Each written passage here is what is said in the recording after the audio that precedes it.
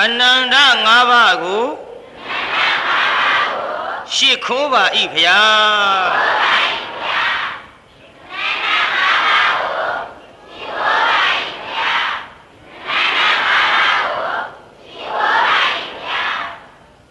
ဥသုံးကျေ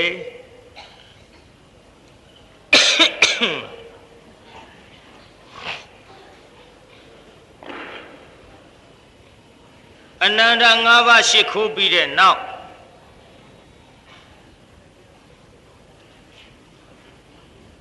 ဒီကနေ့ပြည်မြို့မှာဘုန်းကြီး၄ညမြောက်တရားပွဲ1338ခု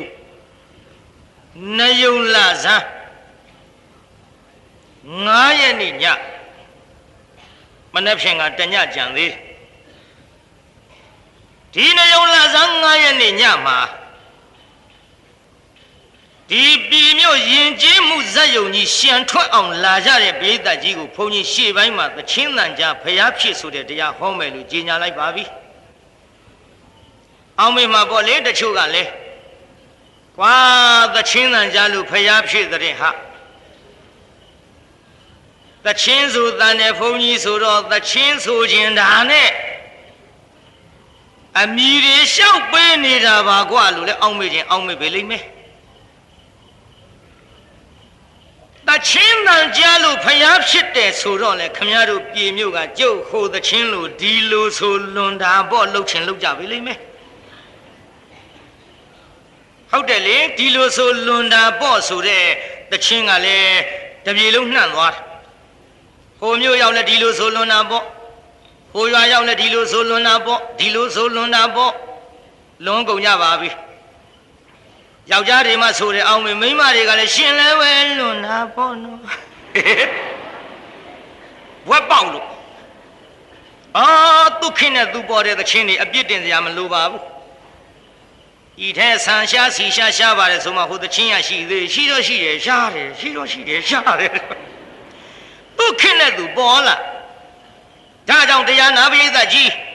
ဒီလိုဆိုလွန်တာပေါ့လဲမလုပ်ကြနဲ့သချင်းတန်ကြလို့ဖျားဖြစ်တယ်ဆိုတော့ဖေတော့မောင်တော့သချင်းမဟုတ်ဘူးဗျဖျားဖြစ်လို့တဲ့သချင်းဆိုတာတော့ကြသဘောပေါက်လာပါလိမ့်ကျုပ်ကလည်းသချင်းနေနဲ့ပတ်သက်ပြီးတော့ဝါဒနာအင်မတန်ကြီးခဲ့တဲ့သချင်းမှာဘုန်းကြီးပါတရားနာပြိဿဝါဒနာကြီးလုံးလို့ဒီဝါဒနာကြောင့်လည်းကျုပ်ဒုက္ခဖြစ်ခဲ့ဘူးပါတယ်ဒုက္ခဖြစ်တာလေးပြောရအောင်ကျန်ဒီကမှာတရားနာပြိဿမောင်မြတ်မောင်ဆိုတဲ့လူတယောက်ရှိတချင်းဆိုအင်မတန်ကောင်းကြောင်းရောက်လာရင်သူကဘင်ဂျိုလေးနဲ့ကျုပ်ကလည်းသူရောက်လာမှစီးတဲ့ဝါးနဲ့တွေ့ရ။ကိုင်မင်းတီးกว่าငါစီးဝါးလိုက်။နောက်ငါတီးမဟဲ့မင်းစီးဝါးလိုက်။သူတချင်းဆိုကျုပ်ကစီးဝါးလိုက်။အဲ့ဒီတချင်းကျုပ်ကအတော်သဘောကျတယ်နိုင်ငံတော်ခေါင်းဆောင်ကြီးများကြဆုံးတဲ့တချင်းစစ်ကြီးလားစစ်လေးလားမသိပါဘူး။6ခွဲလား9လဲမှလားမပြောတတ်ဘူး။အဲ့ဒီတချင်းကျုပ်ကရေးယူတယ်အတန်သွားနားထောင်ရင်ငါဆိုကြည့်မယ်မင်းစီးလိုက်ဟဲ့အဲ့ဒီဝါဒနာပရိသတ်နည်းနည်းလေးနားထောင်ကြည့်ဟုတ်မလားဆိုရမှာရှက်ရောပေါ့ပရိသတ်ကနားမထောင်ကြတော့ဖြေမှဖြေပဲကျုပ်ကတော့ကြဘုန်းကြီးဆိုတော့ကရုံးကြီးနဲ့ကောင်းမှုရပိဿကြီးဟိုကျုပ်ဝါဒနာပါတာလေးပြောမလို့နည်းနည်းလေးနားထောင်ကြည့်အောင်မလားမှန်တောင်းဆိုမဲ့လူလည်းရှိသားနော်ဒါကျုပ်ပြစ်လွတ်တာပေါ့လေဘုန်းကြီးကသချင်းဆိုသကွာဆိုသူတို့ကနားထောင်နေတယ်ဆိုလို့ပါဗျာလို့နားထောင်ကြည့်တရားနာပြိဿဗမာပြေလွတ်လာရဲ့ကိုအောင်မောင်းကင်ငါအခါကကြံရွယ်ဖြစ်ရတဲ့ကံကြမ္မာရဲ့ရဲဝအောင်ဆောင်ပါတယ်တော့ရဲအလုံးလေငါပြစ်ထားတာကိုအဖျားတော့တတ်ကြဘုန်းကြီးအကုန်ဆိုလို့မကောင်းဘူးမကောင်းမသိငါများမချမ်းဘူးတလုံးချမ်းတာဟဲ့နားထောင်ကြည့်ဗ ဗမာပြည်လူလာရဲ့ကိုအောင်မောင်းကိုင်ကအခါကကြံရွယ်ဖြစ်ရတဲ့ကံကြမ္မာရဲ့ရေဘောအောင်ဆန်း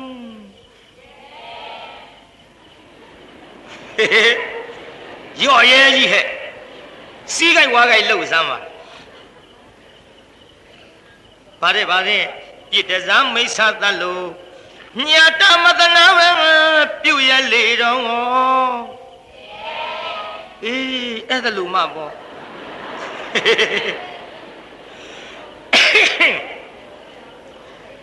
ဇာတသစိတ်မွေးလို့ပြုရှာကြတယ်လူပါလာရဲ့တဘောကြရင်တဘောတက်မယ်အောင်မန်းကိုစုခူးမယ်ဗမာရဲ့မန္တိုင်းရင်ရိုင်းနွမ်းပေါ်ကွယ်ညီညာကြစီကွယ်ဗမာလူလူရဲ့တရားနဲ့ညီစွာဗမာမှန်ရင်သွေးနဲ့လေယာ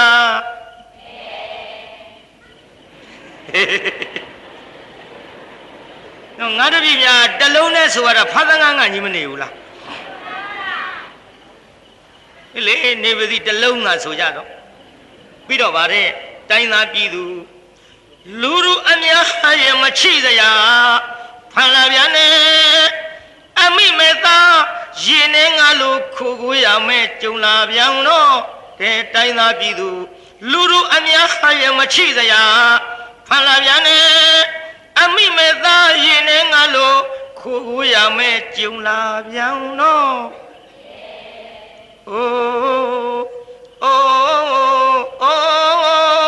ဒီလိုဆိုရမှာနော်ဖေကြီးတို့မဟုတ်ဘူးအိုကသုံးလုံးရေးထားတာကိုဗျအိုဆိုဘဲနဲ့လှုပ်စီးကြိုက်ဒီလိုဆိုရမှာသချင်းဆိုတာ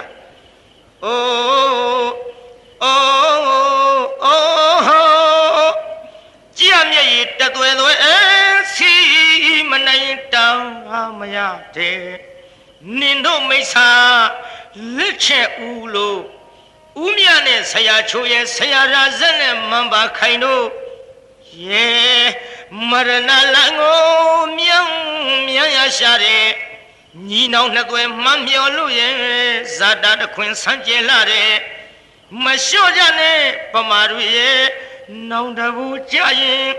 လက်တွေ့ပြရဘာပြောကျင်သေးတယ်အစင်းကိုပြေလို့အတန်စမ်းကြည့်တာပါကျုပ်တန်ကန့်နေလို့ခံကြမကြဟာလန့်တာကွာ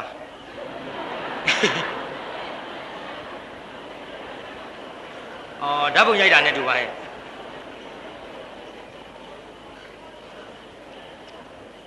ငါရန်ကုန်နှညဟောကွယ်ပရိသတ်2000ကျော်လိုက်နဲ့ရက်လိုက်တဲ့ဓာတ်ပုံရှန်သိပြတဲ့အတိုင်းပဲတဝင်းဝင်းနဲ့တခါလန့်သွားကဲကြည့်တော့ကောင်းပြီလေတရားနာပြိဿကျုပ်အတန်ကအော်ရင်တော့ဟန်ကြပါအခုကျုပ်လာနှိပ်ပေးနေတဲ့တရုတ်ကြီးလူပေါ့ဟုတ်တယ်နဝင်းကတရုတ်ကြီးလေစကားပြောပဲတော့မှမဖြောင်းဘူးဆရာတော်ဖယားမထစ်နေတာဒီထက်တရားနာပြိဿဘရုမဒေဝီသချင်းမြသူကကျုပ်ဆိုပြသချင်းဆိုတယ်တလုံးမှမထစ်ဘူးကျုပ်တန်လည်းတရုတ်ကြီးလိုပေါ့လေကျုပ်တန်လည်းတရုတ်ကြီးလိုပေါ့တရားနာပြိဿတလုံးမှမထစ်တယ်လို့ပေါ့တရားနာပြိဿနည်းနည်းလေးဆိုကြည့်လိုက်တော့လေကျုပ်တန်ဆင်ပြေပါတယ်တရားနာပြိဿကဲဒီတော့ကောင်းပြီတရားနာပြိဿအခုခမည်းတော်ကိုပြောနေတဲ့တခြင်းကိုဆိုပြီးတော့ဘုန်းကြီးလေတင်တန်းတက်ထားအဲ့ဒီဘုန်းကြီးနဲ့တခြင်းဆိုပဲဖြစ်တဲ့မောင်မြတ်မောင်တရားနာပရိသတ်ရေဘာအကြောင်းကြောင့်ရေတော့မသိဘူးပေါ့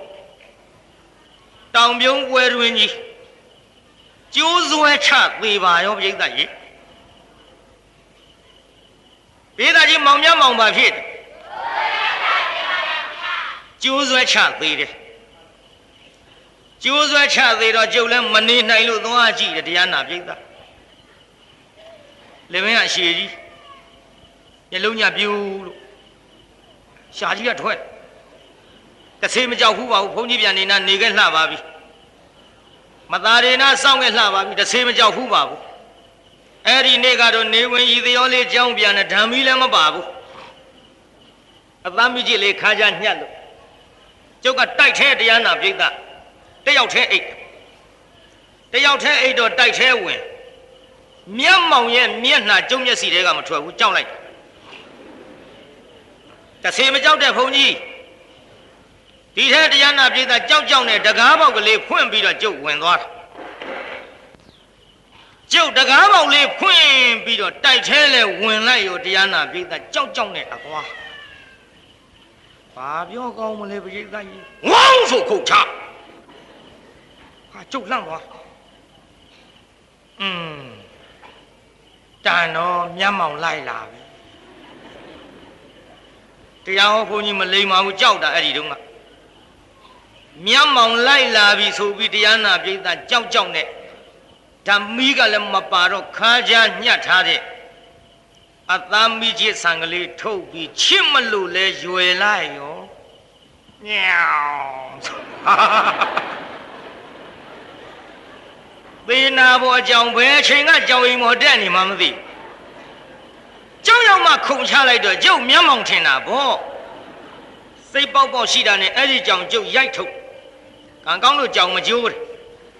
ဝါဒနာပရိသတ်ဒါကြောင့်တရားနာပရိသတ်ကြီးဝါဒနာပါသောလည်းပဲတရားနာပရိသတ်အားဒီကနေ့သချင်းဆိုခြင်းလို့ရိုးမယ်ဖွဲ့ပြီးတော့သချင်းတန်ကြဖျားဖြစ်လှုပ်လိုက်ခြင်းမဟုတ်ပါဘူးဗျာဒါကြောင့်တရားနာပရိသတ်အားဒီဝါဒနာကြောင့်ဒုက္ခဖြစ်ခဲ့ပုံလည်းပြောပြပြီးပါသဖြင့်သချင်းတန်ကြဖျားဖြစ်ဆိုတာလေးနည်းနည်းပြောကြစို့ဒီမှာမဟုတ်ပါဘူးပြိဿသီဟိုမှာပိဿကြီးဘယ်မှာတော့သီဟိုမှာတရားနာပြိဿအဲ့ဒီသီဟိုမှာတရားနာပြိဿကြီးခလေးမလေးတယောက်ဟောကျွတ်တို့အဖေနဲ့တကွာသား9ယောက်အဖေနဲ့သား9ယောက်နဲ့ပေါင်းတော့10ယောက်ပေါ့ပင်မင်းပန်းမနဲ့တော်တဲ့ကပြန်အလားရွာရဲရောက်တော့မောင်းတောင်းသမားကလေးတယောက်တချင်းဆူတန်ကြရရက်နားထောင်လိုက်ဟဲ့သားမြနားထောင်သားတချင်းဟဲ့နားထောင်စမ်းဟဲ့ဆိုတော့ကလေးမလေးဆူလိုက်ဇရာယပရိမာရိတံမိလာတသမ္မာနေတိတံမရဏိဘိဇတိဧတံမေသုသဂသမမိတ်တံဒါပဲတချင်းဆိုတာဒီတိုင်းဒါကျမ်းဂန်နဲ့ပါတယ်ပါဠိဒါဘုန်းကြီးပြောနေတာတချင်းဆိုတော့လေတရားနာပရိသတ်ကြီးတချင်းတန်နဲ့တော့တူအောင်ဆိုမှဖြစ်ရိုးရိုးကတော့ဒီတိုင်းပဲဇရာယပရိမာရိတံမိလာတသမ္မာနေတိတံမရဏေဘိဇတိဧတံမေသုသဂသမမိတ်တံတချင်းလို့ကျမ်းဂန်နဲ့ပြထားတော့ကလေးမလေးဆိုတာတချင်းတန်နဲ့တူအောင်တော့ကျုပ်ဆိုပြရဇရာယဟာပရိမာရိတံမိလာတသမ္မာနေတိတံတူတော့ကိုခုနှစ်ငါပါဠိပဲမျက်စိလဲမသွားနဲ့ဇရာယဟာပရိမာရိတံမိလာတသမ္မာနေတိတံမရဏေဘိဇတိဧတံမေသုသဟာကသမမိတ်တံဆိုလိုက်ပါဠိဆိုတော့သချင်းနဲ့တော့တူသွားပြီဘေးသားကြီးသဘောကိုနားလည်သေးရဲ့လားဒါကိုနားလည်အောင်ရေးထားတယ်ဆိုကြည်စမ်းနောက်ကအားလုံးဤခန္ဓာရွင်ရုပ်ပြအောင်ဖြစ်တဲ့ဇရာပါနောက်ကလူတွေအကုန်လုံးဆိုကြကျုပ်ကလေးတွေနဲ့ကြီးပြင်းမထားနဲ့တရားတောင်းတဲ့အဖွဲ့နဲ့ကြီးပြင်းမထားနဲ့နောက်ကအကုန်လုံးဆိုကြဟဲ့ရှေ့ကတပည့်တွေကလည်းပဲနောက်ကလူတွေရောရောင်လိုက်လာအောင်ကြဲကြဲလေးသာဆိုဟဲ့နားထောင်တော့ဖျားဖြစ်တဲ့သချင်းဆိုစမ်းမဤခန္ဓာရွင်ရုပ်ပြအောင်ဖြစ်တဲ့ဇရာပါ တချင်းဆိုလို့အမှတ်တမဲ့နားမထောင်နဲ့ကလေးမလေးကဘယ်လိုဆိုလိုက်တာတို့ဒီခန္ဓာကိုယ်ကြီးပြည့်စည်အောင်ဖြစ်စည်းတာဇရာတရားတဲ့အဖေကြီးတို့အမေကြီးတို့ဇရာတရားတဲ့မြို့အခု15နှစ်16နှစ်အရွယ်လေးတွေနဲ့50ကျော်60အဖေကြီးအမေကြီးတို့ခမည်းတော်နဲ့တူသေးရဲ့လားကလေးလေးတွေအားပဲမတူဘူးပြောရှာရင်လာပြီခမည်းတော်ဆွေးလာပြီအိုးလာပြီဖေကြီးမေကြီးတို့ဒါပါလဲဇရာတရား15နှစ်16နှစ်ခမည်းတော်သားသမီးတူမလေးတွေလောက်ခမည်းတော်မလှကြတော့ပြီခန္ဓာကိုယ်ကြီးရုပ်ပြက်အောင်ဖြည့်ဆည်းလာသည်ဘယ်သူလဲဇရာတရားရင်လာပြီဆွေးလာဖေကြီးမေကြီးတို့ကိုပြန်ကြည့်စမ်းမဆန်နေဖြူပြီးသွားတယ်ကြိုးပြီးပြေးတွေတွန်းပြီးခင်ဗျားတို့လက်သက်အရင်ကလေးတွေမှာပြန်ကြည့်ကြငယ်ငယ်တုန်းကလို့အဖြူရည်ကလေးတွေမရှိတော့ဘူးဖေကြီးမေကြီးတို့ရင်ကုန်ပြီဗျဒါကြောင့်ကလေးမလေးဆိုတဲ့သချင်းမြဖျားဖြစ်တာလည်းမပြောနဲ့ကဲဆိုသားမဤခန္ဓာရွင်ရပြအောင်ဖြစ်တဲ့ဇရာပါ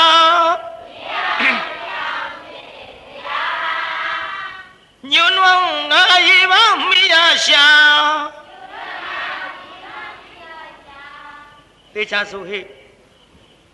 ညွန်းဝငါရေပါမိရရှာ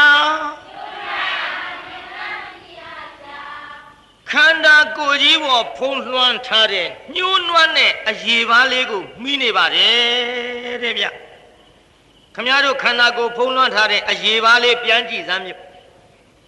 ပေးသားကြီးခြင်ကြိုက်တော့ရဘူးလားဆောင်းတွင်းမချမ်းဘူးလားနှွေးကမပူဘူးလား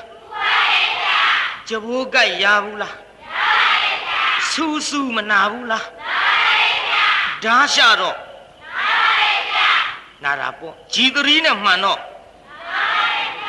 ဒါဒီခန္ဓာကိုအရေးပါလေးဘယ်ဓမ္မမခံနိုင်ဘူးတဲ့တရားနာပိဋကရဲ့ဘယ်လိုဓမ္မမခံနိုင်တဲ့ဟောဒီအရေးပါလေးနဲ့မှီပြီးတော့နေရတယ်ကြည်တရားနာပိဋကသေးသေးချာချာမြို့သူတွေနဲ့တောသူတွေရှင်းကြည့်စားတောသူတွေဆိုတာနေဘူးတဲ့ထွက်နေကြရွက်ကြမ်းရေကျိုးနွားနှကောင်နဲ့လဲထုံလိုက်ရအောင်မလားခင်းခုံးလိုက်ရအောင်မလားတောင်းကြီးတွေရွက်လိုက်ရအောင်မလားရတယ်ဒါပေမဲ့လို့ဟောဒီမြို့မှာနေတဲ့တဏခပမှာခြေစုံကောင်းစုံလိမ့်နေတဲ့မိမတွေတောသူလေးတွေလို့3 နာရီလောက်နေဘူးတဲ့ထွက်ကြည့်သေတော့မှမျက်နှာကြီးကြလို့ရှုံမဲ့မခံနိုင်ဘူးကြမ်းနေတာ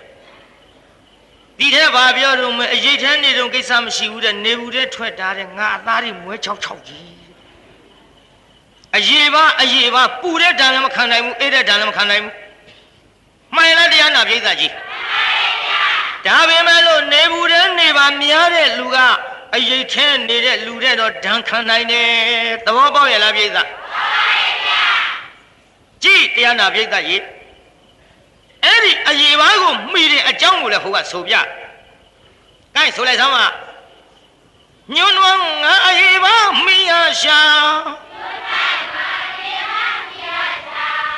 အဟုတ်ပင်သေးမမလွဲပါအဘုန်းကြီးမို့ရိုးရိုးဆိုပေးနေတာနော်အိမ်ကြတစ်မျိုးဆိုခြင်းဆိုပေါ့အဟုတ်ပင်သေးမမလွဲဟာဒီလိုသွားရင်သွားဟာအိမ်ကြတော့ဘုန်းကြီးမို့ရိုးရိုးဆိုပေးနေတာကဲဆိုစမ်းဟိအဟုတ်ပင်သေးမမလွဲပါဒီခန္ဓာကိုယ်ကြီးကဇာတိစလာတာတနည်းသေးရမှာတဲ့ကလေးမလေးက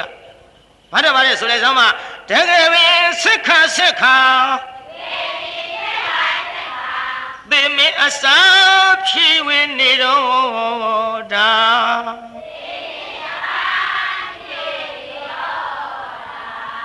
အဲ့ဒါခုနှစ်ကကလေးမလေးဆိုတဲ့ပါဠိသချင်းရဲ့အဓိပ္ပာယ်အပြည့်ဗျခန္ဓာကိုယ်ကြီးပြည့်စည်အောင်ဖြစ်စည်းတာဇရာတရားခန္ဓာကိုယ်သည်ညှိုးနွမ်းတဲ့အရေးပါကိုမှီထားလို့ဘယ်ဓမ္မမခံနိုင် မှတ်ထားနော်သေချာတနေ့ဒီခန္ဓာကိုယ်ကပျက်စီးပြီးတော့သေရဒီခန္ဓာကိုယ်ဒီတနေ့ကြတော့သေမင်းရဲ့ခံတွင်းကိုသက်ဆင်းရမယ်ဒီသချင်းဆိုလိုက်တော့တရားနာပရိသတ်သားအဖ၈ယောက်လေဟဲ့သားများနားထောင်သားနားထောင်သားခန္ဓာကိုယ်ကြီးကိုပျက်စီးအောင်ဖြည့်ဆည်းတာဇရာတဲ့သားတော်မင်းတို့၈ယောက်နဲ့အဖေနဲ့မတူပါဘူးအဖေကအိုပြီးမင်းတို့ရဲ့ရုပ်အဆင်းပြက်ပြီးဇရာကြောင့်ကလေးမလေးဆိုတဲ့သချင်းသိမ့်မှန်တဲ့ကွညှိုးနွမ်းတဲ့အရေးပါကိုမိတဲ့သားတို့အဖေတို့ရဲ့ကြည်စမ်းမှအရေးပါနေဦးတွေကလာတော့အမတန်ညှိုးနွမ်းနေတယ်တနေ့တော့လေသိမာတဲ့သားတို့ရဲ့တနေ့ဒီခန္ဓာကိုယ်ကြီးသေမင်းခံတွင်းကိုသက်ဆင်းရမှတဲ့ကြည်နော်ပချင်းတန်ကြလို့ရနာထောင်ကြနောက်ကလေးမလေးကတပုတ်ထဆိုတယ်ပြိဿ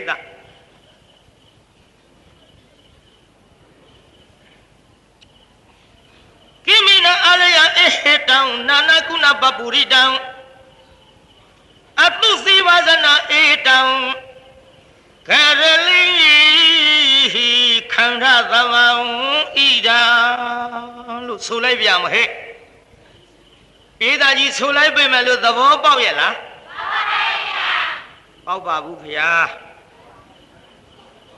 ဟဲ့ပါဠိဆိုတော့ဆိုသံကြားလိုက်ပြီမဲ့ပြေးသားကြီးသဘောပေါက်ရဲ့လားပေါက်ပါဘူးဗျာအေးမပေါက်သေးတာကိုသဘောပေါက်အောင်ခွန်ကြီးရေးထားတယ် gain ဆိုကြည့်စမ်းပါဘိုးမျိုးရှိစေဒီယာမိယာခန္ဓာကိုယ်ကြီးထဲမှာဟဲ့ခန္ဓာကိုယ်ကြီးထဲမှာဟဲ့ပေးသားကြီးပိုးမျိုးဘယ်လောက်တဲ့ပိုးမျိုး80ရှိအကောင်ကြီးလားအမျိုးလားဟဲ့အမျိုးရှိသေးတာနော်ဒါကြောင့်မနုဿတ္တဘာဝဒုံလဘောလူအဖြစ်ရခဲ့တယ်လို့ဘုရားဟောတာပေါ့ဒီထဲတချို့လူတွေကသမန်ငါရှံငါဘုရားစကားကပြက်ကချော်လို့ပါတဲ့လူအဖြစ်ရခဲ့တဲ့မနုဿတ္တဘာဝဒုံလဘောဆိုတာဟုတ်မထင်ပါဘူးတဲ့လူအဖြစ်ရခဲ့တဲ့ဆိုရင်မြို့တွေကျင်းသွားမှာပေါ့တဲ့ရွာတွေငယ်သွားမှာပေါ့တဲ့လူတွေရော့သွားမှာပေါ့တဲ့အခုတော့မြို့တွေချဲ့ရရွာတွေချဲ့ရအိမ်တွေဆောက်ရမြားတောင်လာသေးတဲ့ဟေးလူအဖြစ်ရခဲ့တဲ့ဆိုတာဟုတ်ဖူးกว่าတဲ့လွယ်ပါတယ်กว่าတဲ့6လ10လဆိုတယောက်တဲ့တော့ဘယုတ်ဒုက္ခဆန်တဲ့လူတွေဘုရားဟောဖြစ်စည်းပြီ6လ10လသူတို့တယောက်မြန်နာလာတွက်တဲ့တရားနာပရိသတ်ကြီးကဲလူအဖြစ်ရခဲ့ဘုံကျုပ်ကခမည်းတော်ကိုသေသေးချာချာပြမယ်ပရိသတ်ကြီးခမည်းတော်အိမ်နေဆောက်မထားဘူးလားကျုပ်စိတ်ဆင်းရဲပါစာယုံတဲ့လူတွေရှမ်းလာအောင်လာတဲ့အိမ်မဆောက်ရတဲ့လူကအများကြီးပါနော်ဟုတ်တယ်အိမ်မရှိရမရှိဒီအတော်များတယ်နဲ့တူတယ်တခါတော့မတွေအိမ်မဆောက်ဘူးအိမ်မရှိဘူးဆိုရင်ကျုပ်ဆင်းရဲတယ်လေအိမ်ဆောက်ရင်လည်းပြောကြပါပေးသားကြီးခမည်းတော်အိမ်တွေဆောက်မထားဘူးလားအော်တရားဝဲလာတဲ့လူတွေအကုန်အိမ်ရှိနော်စိတ်ချမ်းသာသွားပါပြီဒီလိုလဲလောက်ပါဦးမှာပေါ့ခမည်းတော်ဟာအဲအိမ်နေဆောက်ထားတော့ပရိသတ်ကြီးဘယ်သူနေဖို့ဆောက်တာအေးလူတွေနေဖို့ခမည်းတော်ဆောက်တဲ့အိမ်တွေမှာပရိသတ်ကြီးဘယ်သူတွေနေကြတော့ဟုတ်ရဲ့လားပြေမြို့သတိထားဖြေလူနေဖို့အိမ်တွေဆောက်ပြီးခမည်းတော်အိမ်တွေဘယ်သူတွေနေကြတော့တပည့်တော်တို့ဆိုတာလဲလူပဲဘာဖြစ်လို့ပြောင်းသွားတာလို့ခမည်းတော်ပြောလိုက်တာကလူတွေနေပါတယ်ဖယားလို့ပြောပေမဲ့လို့ကျုပ်ကလူတွေရင်မကဘူးထင်တယ်နော်ကဘူးထင်တယ်နော်တောရွာတရွာသွားဟောတာပရိသတ်ကြီးလူတွေနေဖို့ဆောက်တဲ့အိမ်ဘသူတွေနေတုံးဆိုလူတွေနေပါတယ်ဖယားတဲ့ပရိသတ်ကြီးဟုတ်ရဲ့လားဆိုကလေးတွေကတရိษံနေပါကွာအဲ့ဒါလို့လည်းမလုံနဲ့လေလို့လူနဲ့တရိษံရောနေတယ်လို့ဖြေပါကွာလို့ ပရိသတ်ကြီးခမရတို့ဆောက်တုံးကတော့လူနေအိမ်ပရိသတ်ကြီးနေတော့ဘသူတွေနေကြတော့ကဲလူရောတရိษံရောနေနည်းနဲ့မင်းမဲ့ပရိသတ်ကြီးရောနေတဲ့လူနဲ့တရိษံခမရတို့အိမ်ဘသူကများတော့ဟေးစဉ်းစားဟဲ့စဉ်းစားဟဲ့အိမ်မြောင်တို့တောက်တဲ့တို့ပရွက်စိတ်တို့ပိုဟတ်တို့ခြာဘုံတို့ဂျဘိုးတို့စဉ်းစားဟဲ့ပရိသတ်ကြီးလူနေဖို့ဆောက်တဲ့အိမ်ခမည်းတော်လူနဲ့တရိษံရောနေတယ်ဆိုတော့နေတဲ့လူနဲ့တရိษံဘသူကများတော့လူအဖြစ်ရခဲ့တာငါပြောနေတာဟဲ့ကဲအပြင်းမဲ့ရှိတာထားပါတော့လေနော်ခမည်းတော်အလွန်သိကြပါတယ်အပြင်းမဲ့ရှိတာတော့ငါးရကောင်ဥရာကြီးပါကဒေချီဥ9လ10လလွယ်ပါတယ်လို့သေးကဒေချီဥငါးတယ်ခမည်းတော်အိမ်ရှိတဲ့ခွေးတွေနွားတွေဝက်တွေမွေးတာတပြုံကြီးခမည်းတော်လူတွေသုံးမှာဘူးဆိုလွန်းနေပြီသုံးမှာဘူးဆိုတာတောင်ပူးထွက်လာတာမဟုတ်တယောက်ချင်းထွက်တာဒီလောက်ထိအောင်ပြောမကောင်းပါဘူးဟိုလွယ်ပါတယ်ဆိုတဲ့လူတွေအတွက်ကျုပ်ကစိတ်ထဲမှာတရားနာပိဋကဖယားစော်ကားတဲ့ထင်လုံးလို့ကျုပ်ပြောနေတာမှန်လားတရားနာပိဋကကြီးဒါကြောင့်တရားနာပိဋကကြီးအဲ့ဒီအပြင်ဘက်ရှိတာတွေထားပါတော့ခမည်းတော်လူနဲ့ရောနေတာကျုပ်ပြောမယ်ဓကမကြီးတွေခမည်းတော်ခေါင်းပေါ်ဘာတွေပါတော့ဆမ်းမင်းတွေအရင်ဖြေပါပေသားကြီးခေါင်းမော့ဘာတွေပါတော့ဆံမင်းနဲ့ဘာတွေရှိတော့မေးရအောင်မဲ့ဒကမကြီးတို့ခမည်းတော်လူတယောက်ခေါင်းပေါ်မှာတန်းတကောင်နဲ့လားအများကြီးလားလူဖြစ်ရခဲ့တာကျုပ်ကတော့ပေါ်အောင်ပြောနေတုတ်လို့မနိုင်ဘူးတချို့မိမတွေများဘုန်းကြီးတွေဆုံးခံကြွလာတာမမြင်ဘူးရှေ့ကမိမနောက်ကမိမကဒူးနှလုံးနဲ့ခွရှေ့ကလူဇက်ကျိုးမတတ်တကြွတ်တုတ်ဒီတဲ့ရှေ့ကမိမကပြောတယ်ကောင်းလိုက်တာကိုယ်သက်ကြနှမျောတယ်သူများအသက်သက်တာကောင်းတယ်ဘာများသွားအရသာခံတယ်မသိ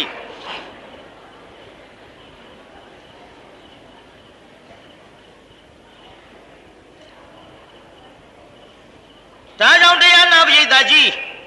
ခမည်းတော်ခေါင်းပေါ်ရှိတာကိုထားပါတော့အခုတီဟိုကကလေးမလေးဆိုနေတဲ့သချင်းကိုပြန်ကြည့်လိုက်ခန္ဓာကိုယ်ရဲ့ရှိတဲ့ပိုးတွေကိုရောက်လာပြီပိုးအမျိုးပေါင်းဘယ်လောက်ပါလဲအကောင်ရေမဟုတ်ဘူးနော်အမျိုးရှိသေးတာဟဲ့လူဘဝရခဲ့ဖို့ကြည့်လိုက်စမ်းဒါကြောင့်ငါတို့တွေစားတဲ့အာဟာရကိုအဲ့ဒီပိုးကိုစားရအောင်တပုံခွဲပေးရသည်ဆိုတာဥလဝိဒဗျာနားထောင်လို့ကြားဘူးပါတယ်ပိုးစားလောင်ပြီးဆိုတာမှန်ရလားပရိသတ်ကြီးဒီတော့တရားနာပရိသတ်ကြီးပိုးအမျိုးရင်80ပရိသတ်တစ်မျိုးမှပရိသတ်ကြီးဘယ်နှခုရှိတယ်ထင်တော့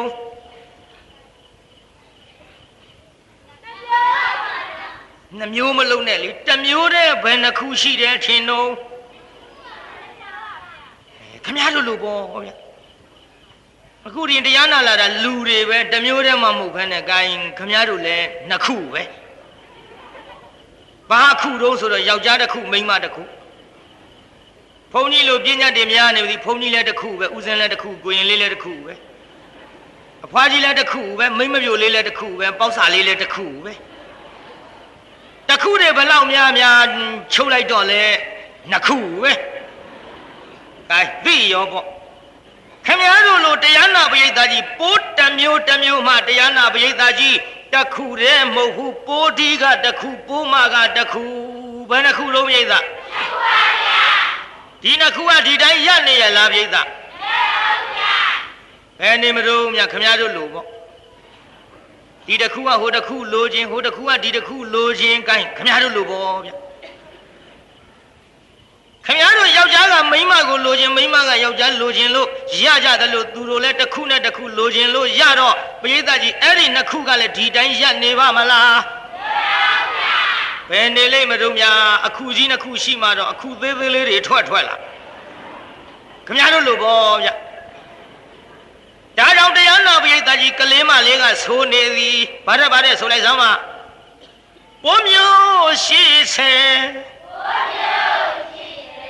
တရားမိယာသာဖွာရမစင်စွန့်ရာပြောပါစွာနေကြတာဒုက္ခနာကိုကြီးထဲမှာဟေးလူတွေလိုပဲဗျသူတို့ကလည်းအိမ်အောင်ပြုကြတယ်ဒုက္ခနာကိုကြီးကသူတို့မင်္ဂလာဆောင်မန်းတက်ကြီးကြလို့အိမ်အောင်ပြုကြတယ်အိမ်အောင်ပြုပြီးတော့အဲ့ဒီထဲတားဖွာကြတယ်တားဖွာတဲ့ဆေးရုံကြီးကြလို့ပြီးတော့သူတို့ကကျင်ကြီးကျင်ငယ်စွန့်ကြတယ်သူတို့ရဲ့မစင်အိုးအိမ်သားကြီးကြလို့ဟဲ့ဒုက္ခနာကိုကြီးကဒါကြောင့်တရားနာပရိသတ်ကြီးကလေးမလေးဆိုနေတဲ့သခင်ဖျားဖြစ်တယ်ဆိုတာဖေတော့မောင်တော့မဟုတ်ရဲ့လားပရိသတ်ကြီးဟုတ်ပါဘူးဆိုတာမှပိုးမျိုးရှိဟစ်စေတရားမိယာသာဖွာရမစင်စွန့်ရာပြောပါစွာနေကြတာတကယ်တမ်းတွေ့တော့ဆေးရုံကြီးရဲ့တန်ထမှာဒီနေရာအတော်ပါတယ်နော်စီးမပြေဘူးမအောင်မင်းနဲ့တကယ်တမ်းတွေ့တော့ဆေးရုံကြီးရဲ့တန်ထမှာတက်တန်နဲ့ဒူနဲ့တက်အမှသူဒီတိုင်းသွားမှာကိုမဟုတ်ဘူးစီးမပြေဘူးအောင်မင်းမှာစိုးရင်လို့ကဲပါတယ်ဆိုလိုက်စမ်းပါတကယ်တမ်းတွေ့တော့ဆေးရုံကြီးရဲ့တန်ထမှာအပုပ်နွေလဲပြီကမစင်ထီသောအိုးပမာနောက်ဆုံးမတော့ဤခန္ဓာအနှစ်ကင်းလို့နေပြန်တော့ငါပြောတော့ပမာတူလောက်တာ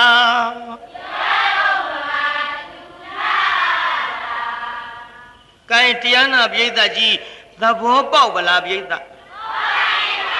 ဟေးဖျားဖြစ်တယ်ဆိုတော့အဲ့ဒီသချင်းတန်ကိုသားအဖရှေ့ရောက်ကြားတော့လေနှစ်ပင်ချေနဲ့ကဘာတသိမ့်ဖြစ်မှဖြစ်တော်မူကြတဲ့ဣစေကဗုဒ္ဓခေါ်တဲ့ဖယငယ်တွေဖြစ်ကုန်ကြသည်သံမုတ်စိတ်ရိပ်ပြီးဝါ60ရောက်မထွေကြီးခဲ့သောသင်္ကန်းသပိတ်ပရိခယအပြည့်အစုံနဲ့ပြည့်စေကဗုဒ္ဓဖယားတွေဖြစ်ကုန်ကြသည်ဘယ်နှစုလုံးမိတ်သားခန္ဓာကိုယ်ကြီးကလေးမလေးသချင်းသာမကြားတော့ကတော့သူတို့သဘောမပေါက်သေးဘူးပေါ့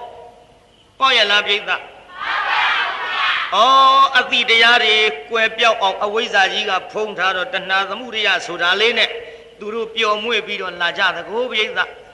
ကြောင့်ဒီခမည်းတော်ကျွတ်တို့ရဲ့ခန္ဓာကိုယ်ကြီးလည်းပဲခမည်းတော်ကျွတ်တို့မမုန်းသေးလို့ပါမယွန်သေးလို့ပါခန္ဓာကိုယ်ကြီးရဲ့အပြစ်ကိုမမြင်သေးလို့ပါပြိဿမြင်လာရင်ခင်တွယ်နိုင်ပါမလားပြိဿမသိသေးလို့ပါပြိဿသိရင်ကောင်းနိုင်ပါဦးမလားပြိဿအလေတချို့နဲ့သိရသားနဲ့ကောင်းနေတာအများကြီးပေါ့ဒီတော့တရားနာပြိဿကြီးမသိတော့ကကောင်းပေမဲ့လို့သိရင်မကောင်းမဲနဲ့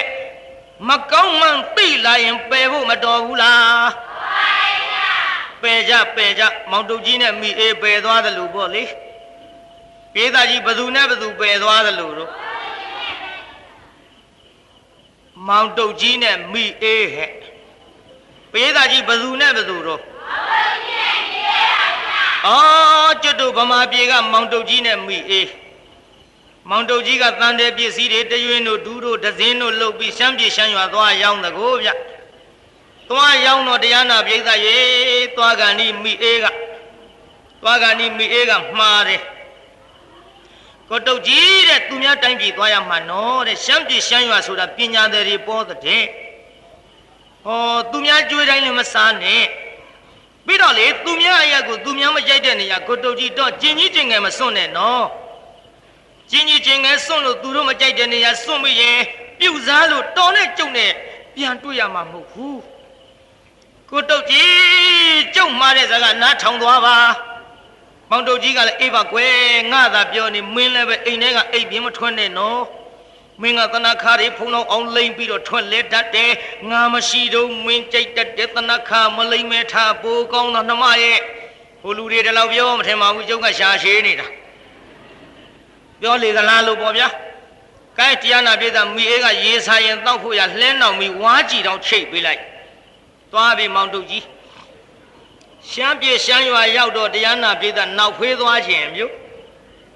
ပြည်သားမောင်တုတ်ကြီးပါသွားခြင်းအော်သူများအတိုင်းပြေကျင်ကြီးကျင်ငယ်မစွန့်နဲ့တဲ့မိအေးမှားလိုက်နောက်ဖေးကလည်းသွားခြင်းဒုက္ခပဲအလေအပြန်မိအေးနဲ့တွေ့မှာမဟုတ်ဘူးဒါကြောင့်လူပြူစားမခံရအောင်ရေစာရင်တောက်ဖို့ချိတ်ပေးလိုက်တဲ့ဝါးကြည့်တော့ထဲမောင်တုတ်ကြီးနောက်ဖေးတွေသွားပြီဖြစ်တယ်လို့သွားတာပေါ့ပြည်သားနောက်ဖေးတွေသွားပြီးတရားနာပြည်သားရှမ်းပြည်လှဲ့ရောက်လိုက်တာဒါကြီးကမဲ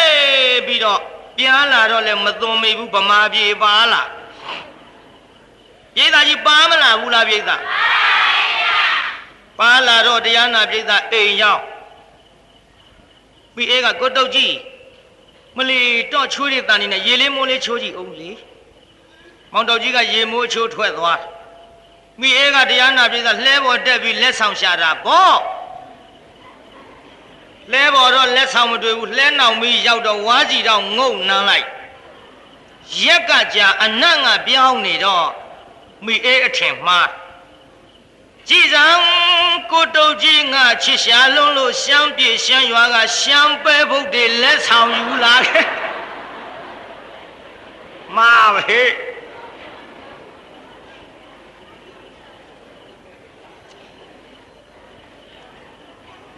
ကြော်မပဲဆိုပြီးတော့မောင်တုတ်ကြီးပြန်မလာခင်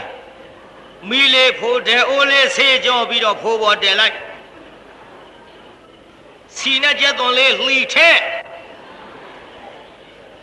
ကျက်သွန်နဲ့စီကျက်လောက်တော့မှတရားနာပြည်သားမိအေးကဝါးကြည့်တော့ထဲကရှမ်းပဲဘုတ်တွေအကုန်သွန်ထဲလိုက်ညော်နံလေးထွက်လာတော့ဘေးအိမ်တွေကမေးတယ်ဟဲ့မိအေးကြီးဘာတွေကြောနဲ့မွှေးလာကြည်လားအိ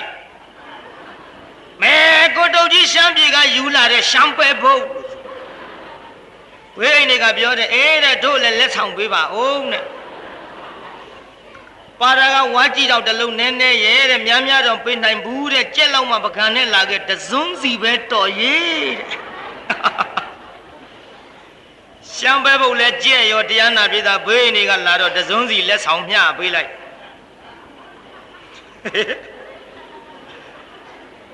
ကြော်ပြီးမှတော့စားယုံရှိတာပြန်လာပြီမောင်တုတ်ကြီးပြန်လာတော့ထမင်းမွဲပြင်ပြီးတော့ရှမ်းပဲဘုတ်တွေတရားနာပြည်သားအလဲတဲ့ပကံကြီးနဲ့ခလဲကောင်ကမွန်မြတ်ပေါ့မိအေးကလင်းကိုယိုသေးတော့တရားနာပြည်သားဥဖြာဖြာဇွန်းနဲ့မောင်တုတ်ကြီးပကံများတဲ့ပုံပေးလိုက်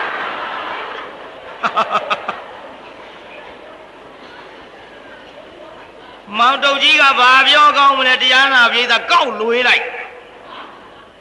လွေးရင်မောင်တုတ်ကြီးကပြောတယ်ဟေးမိအေးဘာတော့မင်းရင်တော့ငါတလောက်မချစ်အောင်မင်းတော့ဆန်းလို့တော့ချစ်လို့ယူလာမဟုတ်ဘူးတဲ့မင်းနဲ့ငါနဲ့ရလာတာကြာပြီအရင်တော့ကမင်းငါတလောက်ကောင်းတဲ့ဟင်မျိုးချက်မကျွေးအတော်ရတာတွေ့ကောင်းတယ်ဆိုပြီးတော့လေအိမ်ကြရှမ်းပဲဘုတ်တွေလှုပ်စားမနေပါနဲ့ဒါနဲ့တရားနာပြည်သားရေမောင်တုတ်ကြီးကစားရင်ဝါရင်နေပါဦးကွယ်မင်းရင်တော့ငါတလောက်မချစ်ဘူးဒီဟင်းမျိုးမင်းငါတခါမှချက်မကျွေးဘူးအောင်မေတော့ဒီဟင်းမျိုးချက်ကျွေးရအောင်တော့ကလည်းဘယ်တော့မှဒီလိုလက်ဆောင်ကောင်းယူခဲ့ဘူးလို့စားရင်ဝါရင်ပြောနေတာပေါ်ကြတော့မှာနောက်မိအေးကလည်းလွေး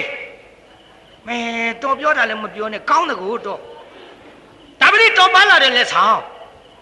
ဟေးမိအေးတော်ငါလည်းဘာလက်ဆောင်မှမယူခဲ့ဘူးမဲတော်မသိကြောင်ဆောင်းမနေပါနဲ့တဲ့တော်ယူလာတဲ့ရှမ်းပဲဖို့ဟေးဟဲ့မိအေးနေအောင်ညီးပြောလို့သာရှမ်းပြေရှမ်းရွာသွားရှမ်းပဲဖို့ငါတောင်မစားခဲ့ရဘူး မေတော်ကမသိကြအောင်ဆောင်းမနေပါနဲ့တဲ့လှဲနောက်ပြီးဝါးကြည့်တော့ထဲတော်ချိတ်လာတဲ့ဘာပြောကောင်းမလဲမောင်တုတ်ကြီးမောင်တုတ်ကြီးအာမဟဲ့ဟုတ်တော့ကိုတုတ်ကြီးဘာဖြစ်လို့အနာတော့ကျုပ်လဲစားပြီးပြီတော့မိအေရောတဝုံဝုံနဲ့အံလိုက်တာသူတို့ပဲလို့ပဲအညာပဲမဲလို့ဘေးအိမ်တွေကလည်းဟင်းစားကောင်းတဲ့အကြောင်းလာပြောဖြစ်မှဖြစ်ရမယ်မဗလားဆိုအသင်းနဲ့အဖွဲနဲ့တဲကြောက်เสียကောင်းဟဲ့မောင်တော်ကြီးနဲ့မိအေးဟဲ့မောင်တော်ကြီးဗျာကွယ်ရှမ်းပြေကမင်းယူလာတဲ့ရှမ်းပဲပုတ်စားကောင်းတယ်ဟောဗျာထုတ်ခမယ်ဟင်မင်းဖေးနေပေးကလားသူတို့တောင်းလို့ကြုံလဲတစွန်းဟင်ထုတ်ခပါဗျာနဲ့အာတော့ဟဲ့မောင်တော်ကြီးဗျာမင်းတော့ဟဲ့မင်းတို့ညီတို့ဘာလို့အညာတာတော့မောင်တို့ကြီးကပြောတယ်ညာမေးမနေပါနဲ့မပြောပါရစေခင်ဗျားတို့ပြန်ရတော့ဟဲ့နေပါဦးကမင်းတို့ဘာလို့အနာတော့ကိုင်းများမထူးပါဘူးစားမိတဲ့လူချင်းဆိုတော့ပြောရတော့မှာပေါ့ခင်ဗျားတို့ပေးလိုက်တာရှမ်းပဲဖို့မဟုတ်ဘူးဟင်ဘာတွေတော့ဒူလဲစားပြီးပြီအဲ့ဒါရှမ်းပဲဖို့မဟုတ်ဘူးဗျို့မိအေးကသူများအတိုင်းပြေကျင်ကြီးကျင်ငယ်မစွန့်နဲ့ရှမ်းပြေကလူပြူစားလိုက်မယ်ဆိုပြီးတော့လှဲနောင်ပြီးဝါးကြည့်တော့ချိတ်ပေးလိုက်တယ်ဗျရေစာရင်တောက်ဖို့လေရေတောက်ဖို့ချိတ်ပေးတာနဲ့ရှမ်းပဲဖို့နဲ့ဘာဆိုင်တော့ကွဗျာကျုပ်ကသူများအရာကျင်ကြီးကျင်ငယ်မစွန့်ရတော့အဲ့ဒီဝါးကြည့်တော့ထဲကျုပ်နောက်ဖေးသွားလာတာအဲ့ဒါနဲ့ရှမ်းပဲဖို့နဲ့ဘာဆိုင်တော့ကွ